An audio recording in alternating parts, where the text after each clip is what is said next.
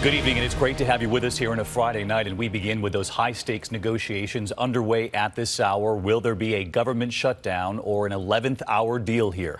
President Trump stepping in today with an unexpected invitation to the Senate's top Democrat, Chuck Schumer, to come to the White House. Schumer spending 90 minutes in the Oval Office. Afterward, the senator saying they made, quote, some progress, but that disagreements remain. And if there is a shutdown, what does it mean for Americans across this country? Everything from the CDC and their effort to fight this deadly flu to our military.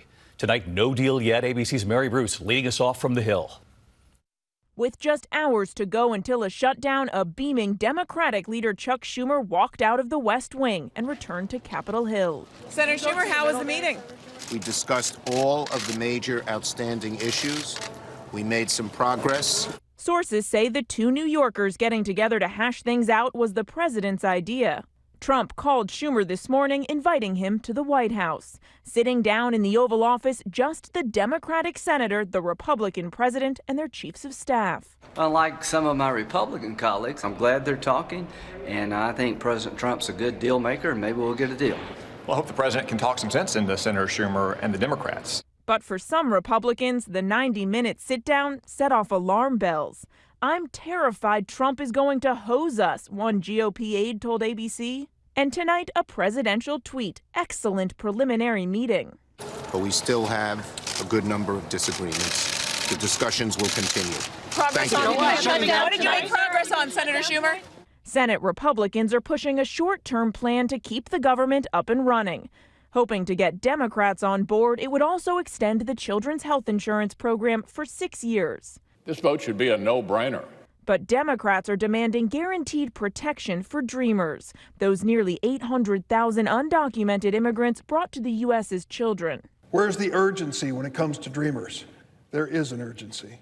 There's an urgency in their lives because of the uncertainty of tomorrow. With a shutdown in sight, frustration is growing. This is the greatest country in the world, but we do have some really stupid people representing it from time to time. So what would a shutdown mean for you? Here's the bottom line. It could cost the U.S. economy $38 million every hour. Hundreds of thousands of federal employees would be furloughed without pay. And if a shutdown extends to February, members of the military will see their paychecks delayed. Our men and women in uniform are not bargaining chips. Essential services would continue. You'll still get your mail, and Social Security benefits would go out. TSA and air traffic control would keep working too. But in the middle of this deadly flu epidemic, the CDC's program tracking the spread of the virus could be shut down. As for members of Congress, the ones most directly responsible for a shutdown, their paychecks would keep coming. All right, so let's get to Mary Bruce live on the Hill tonight. And Mary, early in the day, a shutdown was looking highly likely. Then that unexpected meeting, some Republicans nervous when they saw President Trump inviting Chuck Schumer into the Oval Office. So where do things stand at this hour? What are you learning? At this hour, David, there is still no deal, but there are frantic negotiations going on here right now and a real sense of momentum towards a short-term funding deal. If not by midnight tonight, then perhaps by the end of the weekend, before all those federal workers head back to the office on Monday. David. All right, another long night ahead for Mary Bruce. Mary, thanks. Of course, President Trump about to finish his first year in office and facing this test now. Will the government remain open? I want to bring in our chief White House correspondent, Jonathan Karl, for one more question on this tonight. Because, John, listen to what Donald Trump said in 2013 about a president's role in avoiding a government shutdown.